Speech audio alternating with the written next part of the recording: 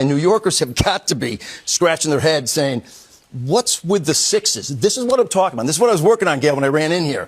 Think about this. 1996, all right? We had a storm that delivered 20.2 inches, the fifth biggest in city history. 10 years later, 2006, we pick up our second biggest snowstorm ever, 26.9. 10 years after that, 2016, we pick up the biggest snowstorm in New York City history, 27.5. What does 10 years later, this Sunday, on 2026 hold? We shall find out.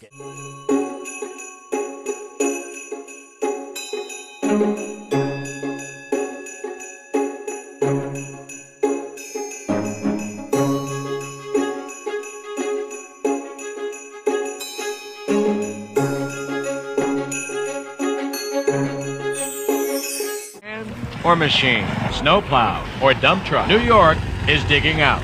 The massive storm buried the Big Apple under more than 2.5 feet of snow, 30 inches, creating mountains besides the looming skyscrapers and closing much of the city. I think it's wonderful. It's like being out west, right here in New York City. It's unimaginable. That's why we're taking pictures so that in a year or so we'll remember that it really snowed this much, because I don't think anyone will ever realize how much it really snowed. There's no mail. Commuter trains were canceled. Bus service suspended.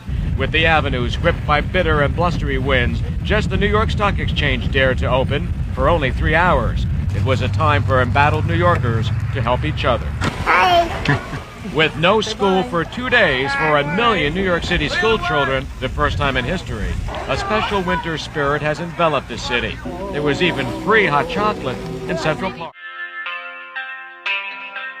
Hi, it's Clarence from the Open Planning Project. Today's February 12, 2006, and it's a big day in New York City history because I believe we've gotten close to 2 feet of snow in Central Park. And as the snow is slowly starting to taper off, I thought I'd bring my camera out here and show you a lot of lessons you can learn about the streets and the environment of New York City on a snow day. Things that hopefully will enlighten people on a day that it's snowing like this. Of course, one of the most valuable lessons is how quiet it is in the city without cars, or at least fewer cars. Today you can walk around, it's absolute solitude. You can hear yourself think.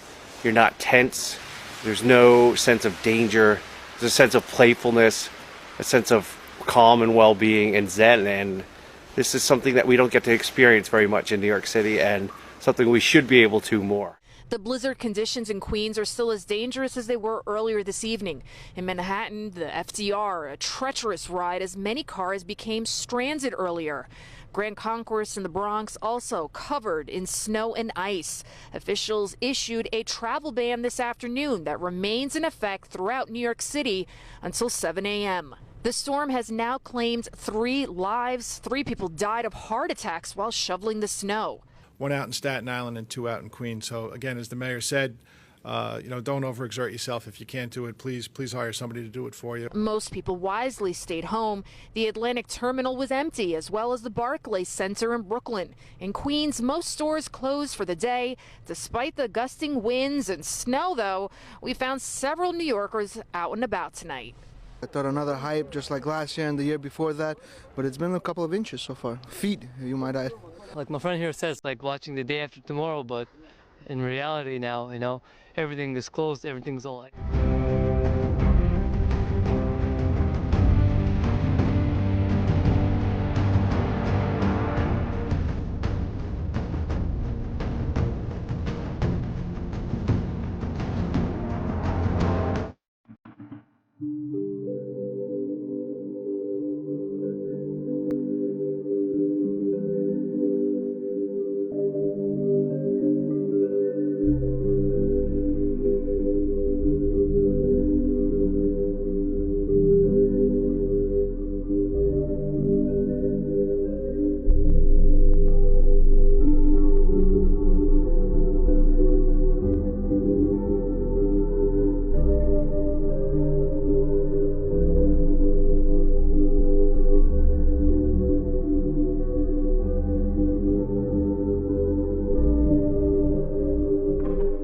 This evening, snow will begin to fall in our city. Here is what New Yorkers should expect. Snowfall will begin around midnight, and it will intensify around 5 a.m.